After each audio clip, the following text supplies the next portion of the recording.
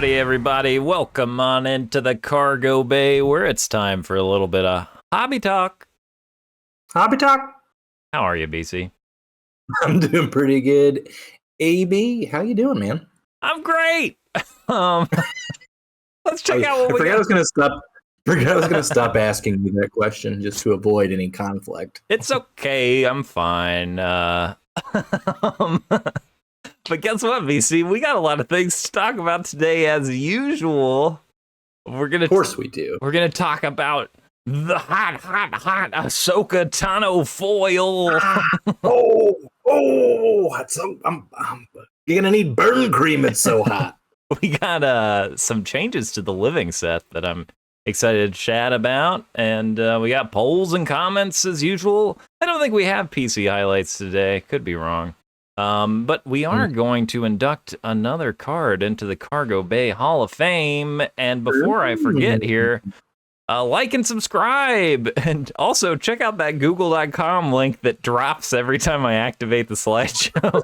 The much needed advertising for google.com. If you haven't heard of it. Have you heard of this? Yeah, have you heard of this google.com? I'm vaguely familiar with it. They do email, I think. You think you can do email through these people?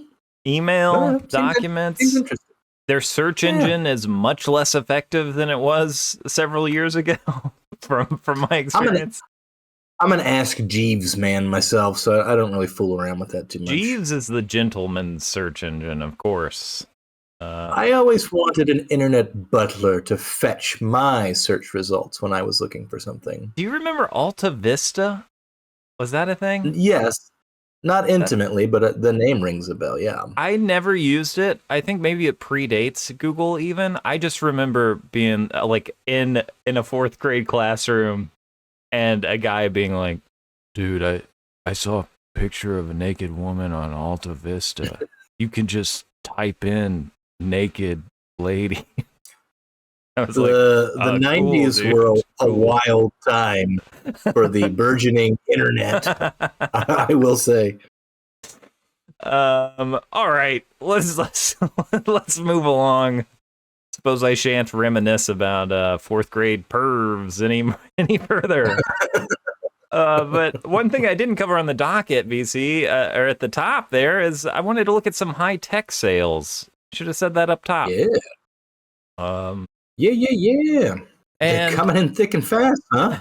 Thick and fast, and I don't know, maybe thin and slow, actually, VC. I was just looking through 130 point at the most recent sales, and then I bumped it up to the highest sales, and not much really changed.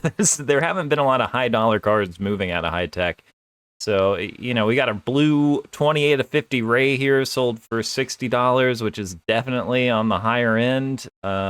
Which, at $100 per pack, that's probably going to be one of your better pack hits. We have this Yoda, which this image really cracks me up. Sucks. Yeah, it looks really bad to me. But anyway, that one sold for $75. That's an of 25. And then moving along, had a Luke blue of 50, only went for $35. A Kylo Ren alpha of 25 sold for $50. And that was a fixed sale price, so someone was selling it at that price. It's not like it went that cheaply at auction, but that's about it. The lower end cards tend to hang around $20 to $30 depending on who they are, but the top on 130 point right now is there was a Bo-Katan here that went for $150 best offer, and a Fennec Shand green that went for $105, which again, these are expensive. Like, that's a high price for a card as far as I'm concerned, but again, these are $100 a pack, baby. Youch. They're not selling like crazy right now. No, and I don't know. I think we were pretty clear where we stood on our buyer beware with high tech. I just I still don't get it. I would say if you are buying this or looking to make money, sell as quickly as you can. I don't foresee these ever going up in value. I don't think they look particularly good. So I don't know. Like, I don't begrudge anyone for paying the price that they did. If that's what you're collecting and you just want to grab it and snatch it up, great. I think the prices that were paid are probably still too high. Good for the seller, I guess. You know what I mean? But and for the collector if they're happy and it's within their budget. But when I look at this stuff, I'm just like, I don't want to go anywhere near any of this. I'm not interested in purchasing a single. You know what I mean? Yeah. I even like to dip my toe in it. So I'm just kind of like, oh, I'm out on it. You know, I did realize I do have some acetate cards, and they are from Star Wars Galaxy Series 3, I believe. There were a couple of inserts, and so I do know what these cards feel like. I watched some more openings. I do like the parallels. Having watched some videos, I like that green Fennec Shand, you know? Like, if you hold that up to the light and the green is kind of cool coming through, the light coming through. But yeah, these are not for me. I mean, if anything, I would wait until someone like graded it and put it in an SGC slab because I think they look cool. Yeah. In that surrounded by the black, and I just wait for the prices to come down. It's just not something I'm interested in, like buying singles raw. I think and it just depends on the card. Like for me, it's all about like visual appeal, like something that I would actually display. In most cases, or for something like this, it's not something I'd be particularly happy to like sit in a drawer or try to like resell for more later. I don't think it's there. Yeah, I'm pretty surprised looking at 130 point. And you know, 130 point is not perfect, but there's definitely not a fervor for these cards, but there also haven't been a ton listed, maybe. So I don't know, maybe people who are buying them are really content with having them, or maybe they just know it's not worth the time and energy to sell them. I mean, it was the con exclusive for the New York Comic Con, so it's like there's a limited amount of it out there. Part of the appeal of buying it there was you are going to be first to market or just first to have it, you know, and that's part of like your con experience is that like this is the box that you got, you know, but there's going to be a ton of this flooding the market once it's released to everybody. So I think it'll be interesting to see what happens like after cases and cases hit, you know, beyond just the Comic-Con circuit. Yeah, that's fair. And what that does. So maybe once people get their boxes in and know what they're getting in their boxes, there'll be more of an effort to complete a set or collect other matching cards. So yeah, I guess I didn't even realize these hadn't hit the wider market yet. It sure feels like it's been a long time since last week. I guess it hasn't. yeah, I know. All right, well, now we're on to I inserted this too. I wanted to talk about the New York Comic Con exclusive flagship packs as well. And these you know, these aren't going to be coming to people outside of the Comic Con, so the prices on these haven't been crazy, but you know, you're still paying. You know, got a Grogu of 50 here for $30. That Han Solo for $50. Nothing astronomical, but I would like a pack of these. Kind of cool. You know, I like the flagship design. I think these are cool, especially if you're a flagship collector.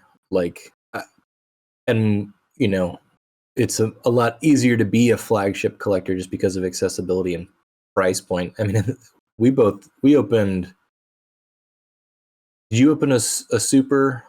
I did open a super and a blaster. Yeah. Yeah. So these are much more accessible. I do like these cards. I mean, they're simple. So yeah, I think these are cool. It just depends on, you know, the card and the price, but I think it's a cool thing that they had this as an actual like exclusive to the Comic-Con. Yeah. As opposed to like, hey, we're going to release this early and then there's going to be a bunch of it. I mean, there's an appeal to that being first to market, but I do like that there's something like it's something that is tied to a product that exists, but is an exclusive to an event, you know? Yeah, I don't like it because I don't like being excluded from things. I hate being on the outside of clubs. In fact, have you seen the movie The Social Network? I'm like that Zuckerberg guy who got excluded from clubs and then I created Facebook to spite everybody. Are you talking about my hero, old Zucky Wuckyberg? And that's what you call him whenever you talk to him. That's right. So yeah, I apologize. I apologize if I offended you. Yeah, we are really tight, me and that guy. Yeah, trying to get just a pack of these is going to be expensive as well, as what I noticed. People seem to mostly keep them paired with the high tech box, maybe boost their high tech box price a little bit, but I don't know. Anyway, those are what those cards look like. And that's the market update. Big stuff there, BC. And now we're going to talk about the Ahsoka foil. Oh my gosh, the Ahsoka foil. The most important Star Wars card of all time? There's a big question mark for me, BC. Not for me, it's not. But what is this card? This is from the Clone Wars cards that released in tandem with the Clone Wars movie, which came before the Clone Wars TV show, which I saw in theaters with a buddy of mine. Mostly empty theater in the middle of the afternoon, and a lot of people don't like that movie. I thought it was fine. It was a good time, but I was also in a good mood. I was like, hey, I'm gonna eat some popcorn, watch a Star Wars cartoon on a movie screen. That's kind of cool. If that's the mindset you can get in for pretty much anything, I think you'll have a good time with what you're watching. So 2008, they released the movie, which really was just kind of a test run for what the show was. But it was... Wow. Yeah. So it also would have been cool that I was driving myself around and just doing whatever I wanted and on a high school weekend. Yeah. Yeah. I was doing cool things in high school when I was having a big weekend going to see the Clone Wars. Yeah. I was solidly in my college years at this point. So I missed the excitement and the hype surrounding the release of the Clone Wars in the movie theaters. Completely passed me by. I don't think I was aware of its existence until many years later. Weird move for them to release it in theaters. I remember thinking, like, this is just a weird thing. It was almost like I've seen a couple of like anime films where it's like, we're gonna put this in theaters for one weekend or whatever. It felt like that, but I don't think that's how it was. Yeah, I mean it had a fairly wide theatrical release. I don't think it went over particularly well with the box office. I'm sure they still made money just based off of costs and all that sort of stuff. But yeah, so this is the card set, not to be confused with the sticker set that also came out, or the wide vision set that came out with the release of 2008 Clone Wars. The card in question is the Ahsoka first appearance, the number 3, the rookie card from when she first started playing baseball, her first season out there on the field. I believe she played shortstop. Only had one bat at the time, too. Yep, a real Wonder Boy situation, natural. That one singular bat could always hit a home run when called upon. Go back and look at Ahsoka's rookie Stinky the Hutt. Stinky the Hutt, everyone's favorite character. Stinky the Hutt.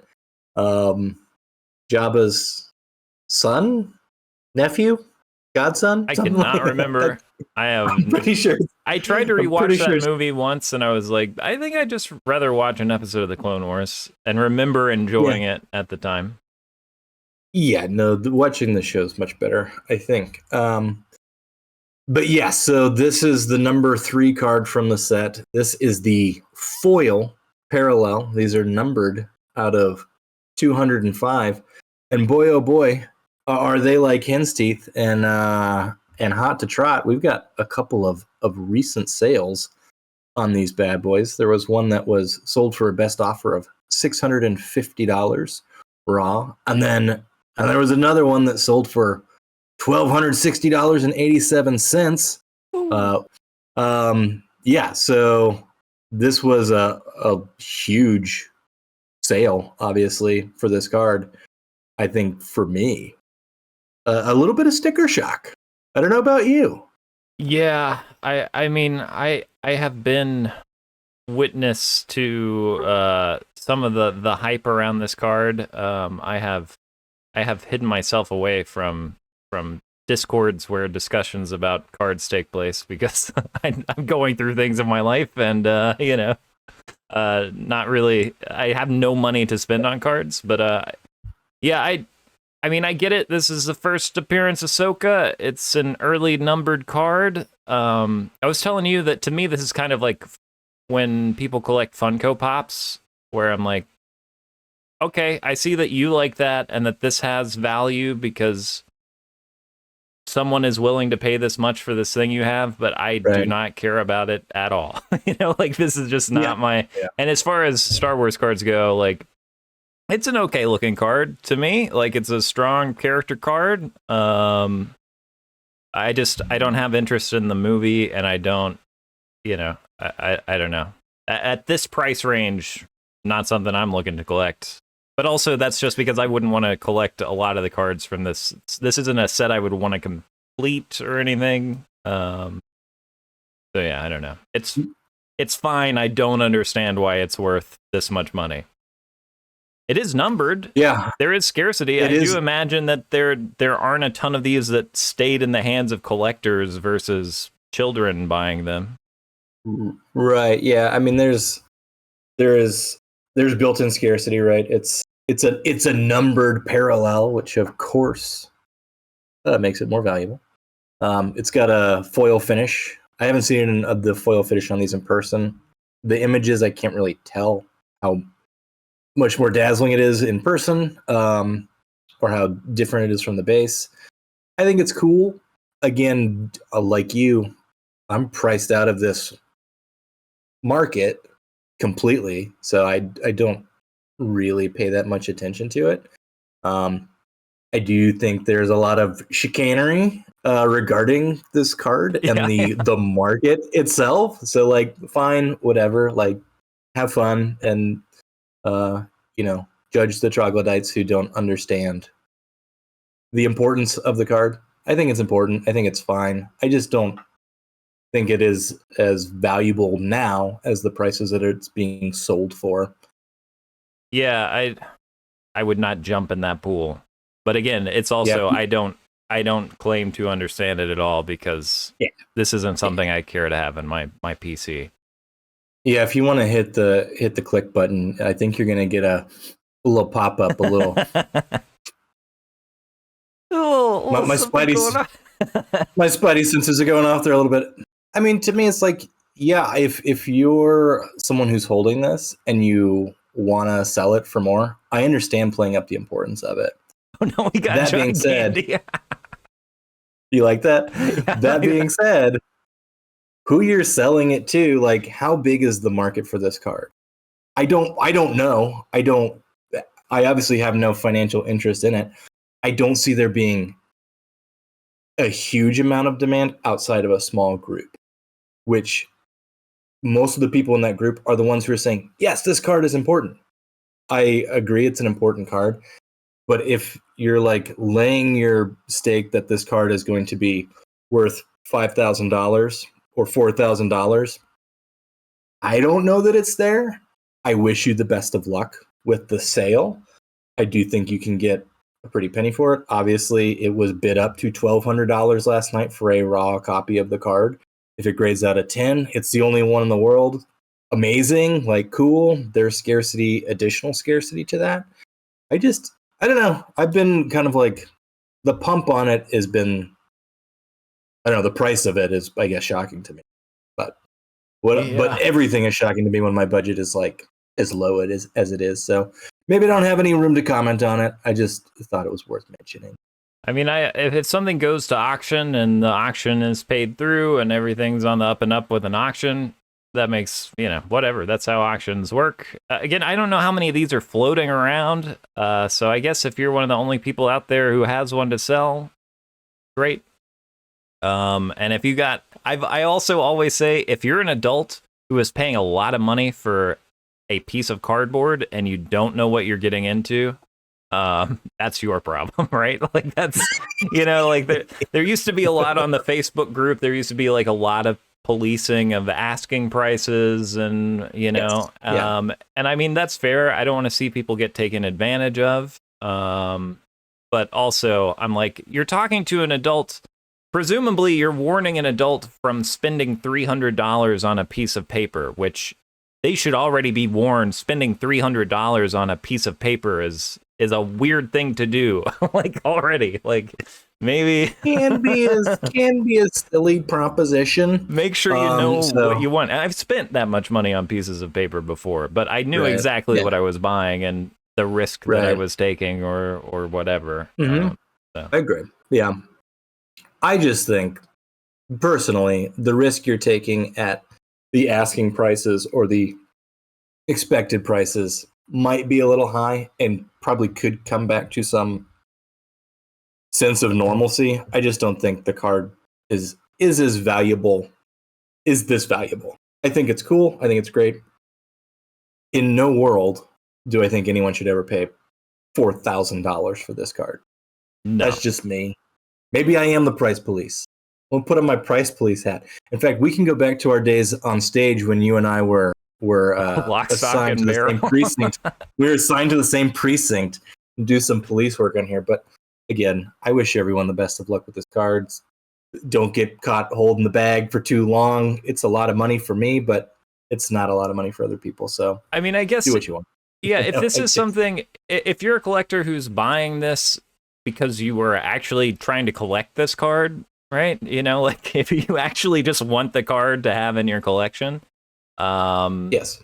how are you gonna? It's just kind of weighing that. If I buy this card at $4,000 or $3,000 or $2,000 or $1,000 or $700 or $600 or five, you know, and then 2 years later, another 3 or 4 pop up and they're selling for $300 or whatever.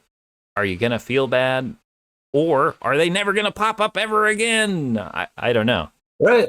Yeah, but I mean, a it's like, key sale like this can affect, you know, the market Oh, at definitely. large for sure. oh, totally. Yeah. And to me, I think we approach it from the collector perspective, right? That's really our bag. It's like we look at things especially from a low end collector's perspective, which is entirely how we see things because that's the reality of our collection, right? I mean, we're not high rollers. We just like talking about Star Wars cards. So I don't want it to come off as too judgmental. We just come from a very low income version of what it is to collect Star Wars cards. Yeah. So it is skewed for us. Like our perspective is different. I think that's probably important to note. However, I think the question you posed of if this goes on sale in a few years and it's $300, do you feel bad about the $1,200, $1,400, whatever you paid for it? I think that just is entirely from the collector's perspective. Because there are some people who be like, I paid what I paid. I have it on my shelf. I'm comfortable with it. It's in my collection, which is where I want it to be. To me, it's hey, I bought it for this amount. I'm now going to try to pump up the value of it and sell it for this amount. Yeah. Because that's what I think about it. I think it's probably where I'm at. I don't know if I was as clear as I could have been about my feelings about this. I think you were I think we clear. got- Part of the reason why, I mean, I feel like there's been a lot of talk about this Clone Wars set that I don't engage with because I could maybe argue about the value or where I think this is going, but I just don't have the brain for it because if it's something that I don't particularly care to own in my collection, I don't care as much to talk about it. I do it for this show, BC. I talk about things that I don't really care about for this show a lot. I think both of us, we put on a happy face and we do that. And part of it is because we just like talking to each other, like Star Wars. And part of it's we do like the engagement that we get from our audience. So we do appreciate those of you who watch. And if you take umbrage, drop it in the comments. You're not going to hurt our feelings. If we've hurt your feelings, we're sorry. I enjoy things a lot more when I get someone's perspective on why they enjoy something from a certain collecting perspective. Yeah, I mean, I get that there's a collector's perspective that I love this card because it's rare and it's the first, right? Like, I 100% get that. Visually, this card doesn't really blow me away. I was excited when I pulled a base out of a pack a few years ago. I was like, cool, I love that I have this. I didn't immediately think, and now I'm rich. You know what I Right. mean? Like, I was like, this is cool. I have a cool version of this card. I like this card as an Ahsoka collector. I'm happy. There's been no part of me since finding out about this 205 that was like, I must now own the 205 because the image isn't different enough. Like, it's numbered on the back and it's a foil finish. But that's me personally, right? See, Someone else may say the scarcity built in. I love the foil finish. Cool. I love that for you. For me, just doesn't do it. But that's me. I would be on the other side of that equation where I think if I did want this card for my collection, I would want that 205. Granted, I would be priced out long ago. Just I mean, I'm used to wanting things I can't have in this hobby. Yeah, being priced out is always another portion of what really draws my attention to things too. So like when this card started getting pumped to the moon, I was like, man, well, I guess I'm really not that interested in it. Yeah. However, PSA 9 of just the base is attainable. Those are not out of this world. So you can still have the same image in a nice case graded for a what I would say is a reasonable amount as a collector. Yeah, that is, I do love my numbered cards, but one of the things I've loved about collecting vintage is the shared experience of collecting, where it's like, maybe you're not going to get the PSA 10 Luke Skywalker, but hey, you can probably afford a 6, like you can get a decent version of that card and have it on your shelf. It's that baseball card collection I was talking a little bit about last week. 8s and 9s, right? The cheap versions of it. Something that I learned too from my dad, who's a vintage baseball, like he collected baseball back in the 60s. So his collection became vintage. It wasn't like he went out and was acquiring these cards. He just had them and held on to them from a kid and then went back and graded some of his cards. And when it came back as like a 5 or a 6, he'd be like, look how good this looks. And I'm like, yeah, you're right. Yeah. That does look good. It wasn't like I've got to go out and acquire the best version of this card. It's like, this is mine. I've had it in my closet since I was a kid, and now I've got it encased. And even as a 5 or a 6, like it's a good version of this card. It's not the most pristine, but I like seeing how he values that. Oh, this was from my collection. It's off center. It's wildly miscut. There's a crease on the corner, but it's the one that I've had for a long time. 5, isn't that cool? And that was my first experience with like PSA cards in hand. I was like, yeah, that is cool. It made me want to go and collect the cards that I do. Yeah, I sure wish I had some of those childhood relics, BC. We gotta find that Drew Bledsoe in like a PSA grade. We gotta scour the corners of the internet. I did find the Drew Bledsoe. I did buy a Mewtwo to replicate the Mewtwo I pulled at my birthday party. Nice. Let's move on to our Hall of Fame, BC. Yeah, let's do it. And I'm ready on your command. All right, and reveal. Wait, everybody. This may be an adult reveal. Wow. Oh my goodness, he's excited to be in the Hall of Fame. I mean, this couldn't be avoided, BC. This is absolutely one of the talk about important Star Wars cards. This is one of them. This is without a doubt one of them. I think our Hall of Fame is well represented in the first 3 cards because their reach kind of does extend beyond just Star Wars cards people, right? Yeah. Like even people who collect sports cards will be like, oh yeah, that Luke Skywalker #1, I've seen that around before, or I've heard tale of this weird Yoda promo. And I guarantee every red-blooded man who just loves trading cards has heard a legend of C-3PO with a massive erection on a trading card and just giggled their heads off like we did whenever we found out this existed. Of course, it's the C-3PO. Anthony Daniels, fully 3PO'd out in the Hall of Fame. Had to be. It's I'd say this has even gone beyond card collectors. This is just a one of those little tidbits of pop culture that shows up in weird places because it's in the zeitgeist, Yeah, it is. So it was not to be avoided. And let me tell you, the centering on this card he got looks a lot like my PSA 5 of this card. I say mine. It's not mine. It's my wife's. she does allow me to keep it on my shelf. It's very nice of her. Yeah, that's Very very generous. kind. But yeah, so there we go. The Hall of Fame is looking good, BC. We might do a poll potentially for our next inductee. It's possible. Yeah, I like that idea. I like that idea. You might notice this side of my face starting to squint up. That's because I got a headache of brewing. So let's move on to the polls. BC, this is our first unanimous poll. Holy cow! Have you bought 2023 top Star Wars high-tech cards? Yes, I have purchased packs, 0%. Yes, I have purchased singles, 0%. Yes, I have purchased packs and singles, 0%. Now, obviously, this might change in the future, but right now, 100% no with 42 votes. There were some comments that said I may pick up some later. I may pick up some singles, So, yeah, shocking poll results. It's rare to see the complete skunk, but there it was. Yeah, there it was. Maybe we have self-selected an audience that's not super keen on the new high tech, but like I said, there are some comments there saying people may pick some up. And we got a comment from someone last week as well I watched a pack opening on their channel. They had a good pack of high tech. Nice. How do you feel about the top Star Wars living set, including vehicles?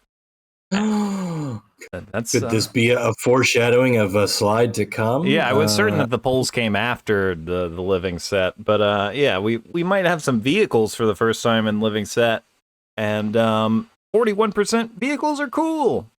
32%, I wish the living set stuck to characters. And then 19%, whatever. 8%, huh? Yeah. I like that you included the option. I do appreciate that. I like to give an option out there if there's someone who somehow gets our poll in their algorithm without being subscribed to us. What are you talking about? Yeah. What is this? You were talking about Star Wars baseball cards? Basically. Yes. Yes, we are. As a matter of fact, among other things, that is what we're talking about. Yeah, vehicles. Vehicles are cool. Are they living? Is that even what living in living set means? I guess not anymore. All questions that are open for discussion and certainly changing as we go forward. So, yeah, where do you fall? Like, just out of curiosity. I actually voted on this poll. I almost never do. I voted I wish the living set stuck to characters. And I did that because I don't want to buy these vehicles, and now I want to collect all the vehicles out of the living set. Of course, I do. This is what I thought would be the thing, because it's a great hook for people who look at the living set and are like, "There's 450 plus of these cards. There's no way I can collect." However, they're just now starting to include vehicles. Well, maybe I can do all the vehicles. What's it going to be like when Luke's Red 5 comes out? Yeah. Well, that's probably a card that I'm going to want. What's going to happen when that Millennium Falcon card is released? Well, hot dog, what do you know? That's also a card I might just want in my collection. A Y-Wing, you say? Don't mind if I do. Here's another $15, Tops. Here's another $15. The Fondor Hallcraft? Of course, please. See, I wish they would have come out of the gate swinging and been like, here's the Outrider from Shadows of the Empire. That's right. Oh, yeah. We're doing vehicles and expanded universe now. And then that would have been cool. Really hooked. Yeah. But so, yeah, I do see it as problematic, especially if you're a budgie boy. Yeah. Like we do tend to be, because they are cool. Yeah. And we'll take a look at them here in just a moment, too. So rest easy, everybody. We'll give you a sneak peek if you don't know how to work the internet. And this is exciting, BC, because right now we're going to devise our current poll. What do you think we should poll about? I like the idea that we do the poll for who's going to be the next character inducted into the Cargo Bay Hall of Fame. So I think you posited, just amongst ourselves, potential next inductees. Darth Vader, obviously. Yeah. Han Solo, Leia, Chewbacca, of course, from the original trilogy, all All key players, even Ahsoka. We could be controversial and induct an Ahsoka card into the Hall of Fame. Could happen. R2D2's so got to get in. I don't like R2D2. Anthony Daniels getting in before Kenny Baker. It's the kitsch that won it. It's the yeah. Oh, it's undeniable. It was the obviously the easiest choice after I think the Luke. Yeah. But yeah, I think we look at the heavy hitters. I say we do a Darth Vader, Han, Leia, and R2. All right, cool. Well, let's put Chewie in there. And Chewbacca. Chewie before droids. We'll save R2 for later, maybe. Okay. But we'll run that poll over on the community tab of our YouTube channel. It'll be up by the time this video is up, so go over there and get voting. And here we got some comments of the week.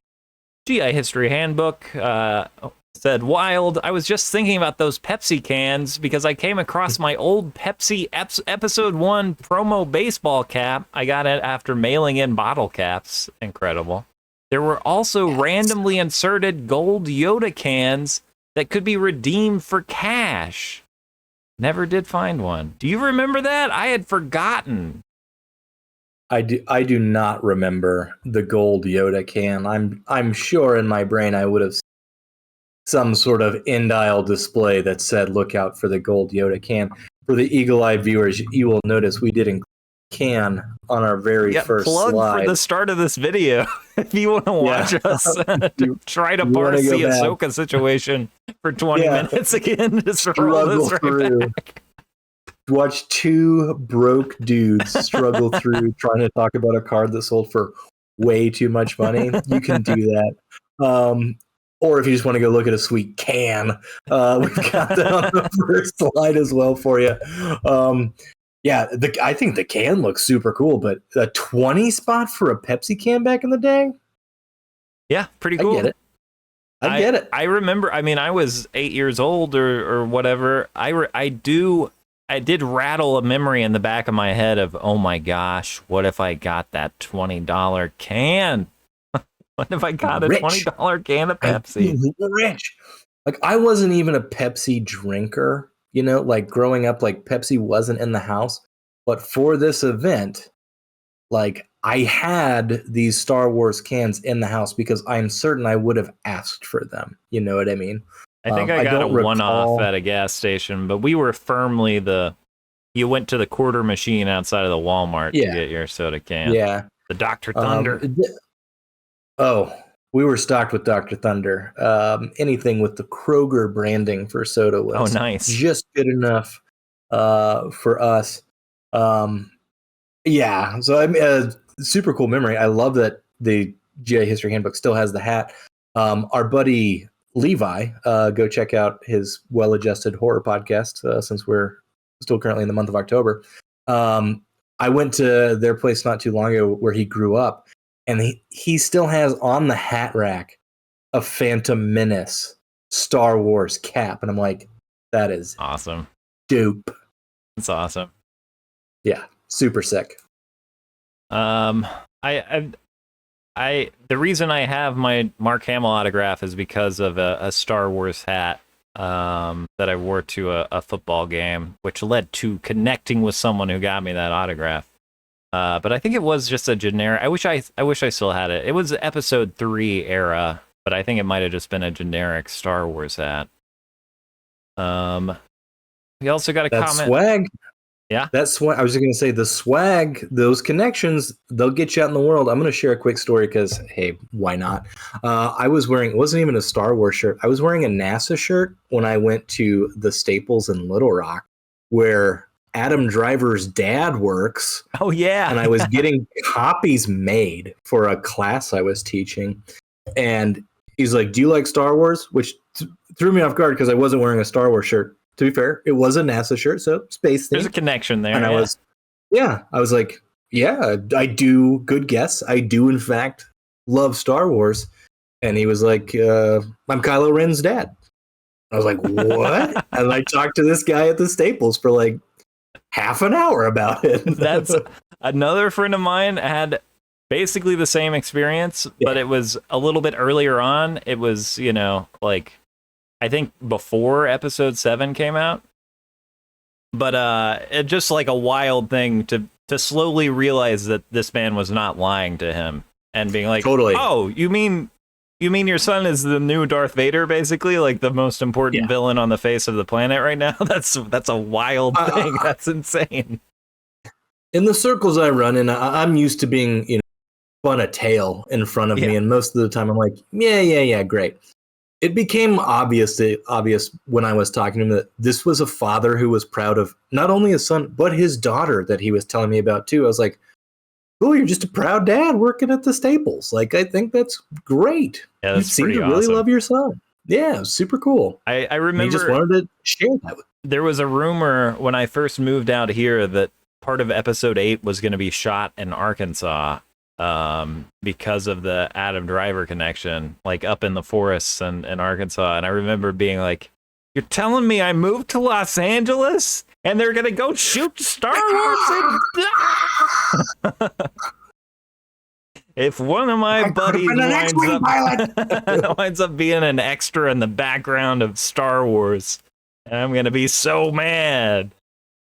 How mad would you have been if I was third petty officer on the left in a Star War? No way we'd be doing this right now. I'd be on the con circuit, obviously signing autographs for Tops and every sticker imaginable. I would be jealous with rage until I died. Even if it was my least favorite Star War of all time, I would be jealous with rage until I perished. Yeah, it's the dream. I think you and I can still get in a Star War one day, though, right? Yeah, we're on our way. Yeah, we're on our way. This YouTube thing's really taking off, so it's going well. It's really blowing up, VC. Watch out, the internet.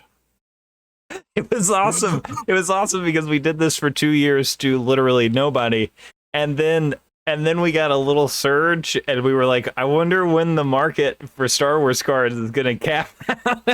Right. Right at 300, baby. Right when we decided to start talking about it is when the market for Star Wars cards and cards in general decided to just plateau. I just meant our channel. Like, where's the peak? Like, how far can we get with the Star Wars trading card channel? Because for a couple months there, we went straight from 100 up to 300 in a matter of weeks. And well, wait until they hear about our controversial takes about the Ahsoka foil. We're going to start a beef with everybody on the internet, and then we're the viewers. That's right. I don't know. But I think perhaps we're too authentic to actually be celebrated on the internet for our chicanery. Yeah. Well, that's a risk we run. Being your best, the consumer advocate over here. Yeah, that's right. Oh well, that's the price we pay. I really just like talking to you, man. That's why. That's why we do this for hours every week. We might want to consider a format of talking to each other where we don't have to send documents back and forth on Discord all week. Yeah, first. We should really nail that down. Anyway, I have learned to say "louis-ange" thanks to Ripley. Thank you. Yep. Thank you, Ripley. And here are the living set cards, BC. Great looking cards. I want them. Hot stuff. Really nice. Yeah, I'm mad about it.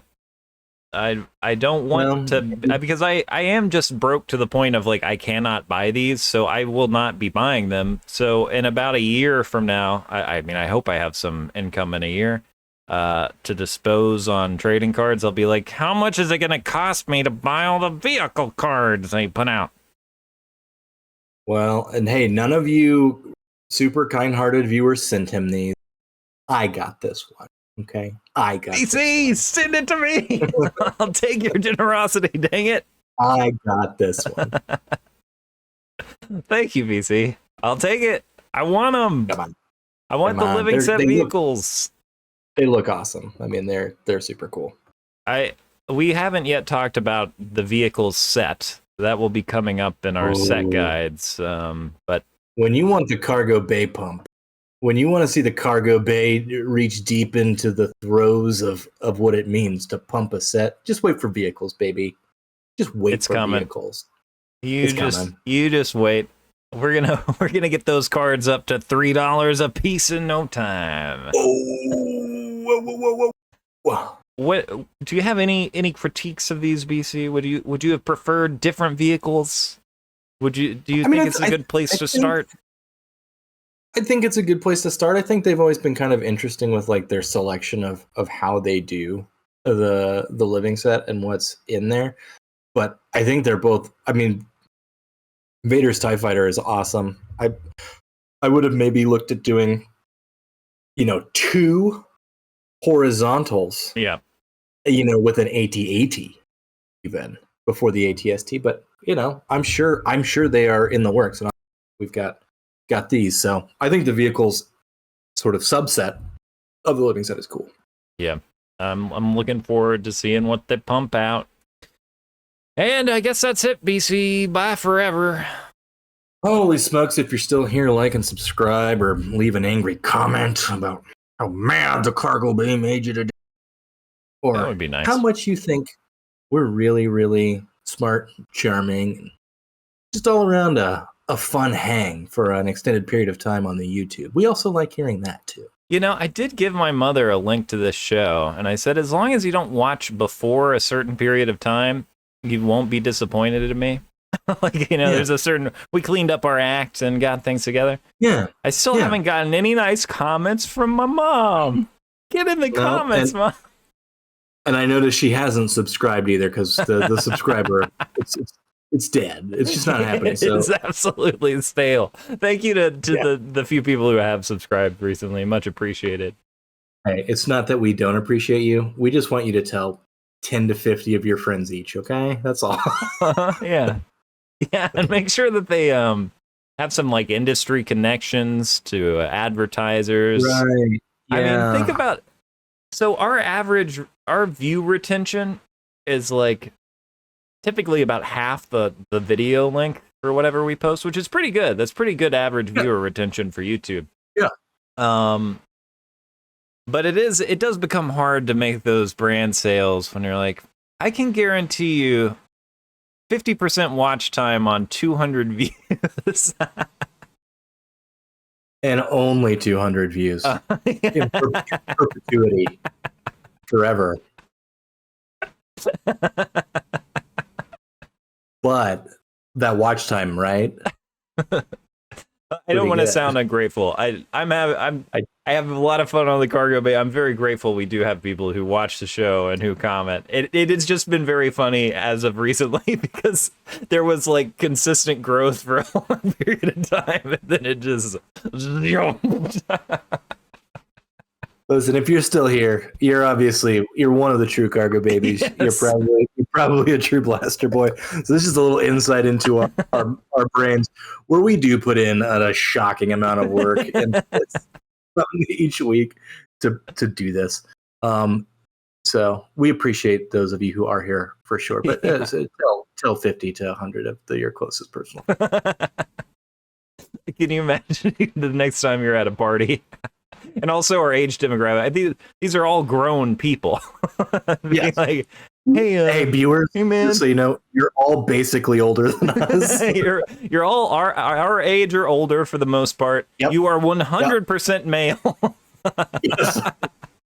That's absolutely true. Yeah. So, if you're ever wondering what your collector scene looks like, this is it. We're good. Hi. Hello. All right. Well, bye forever, I suppose. I'm going to go take a lot of Advil. Hasta la vista, babies. I'm going to turn on a fan. All right, here I go.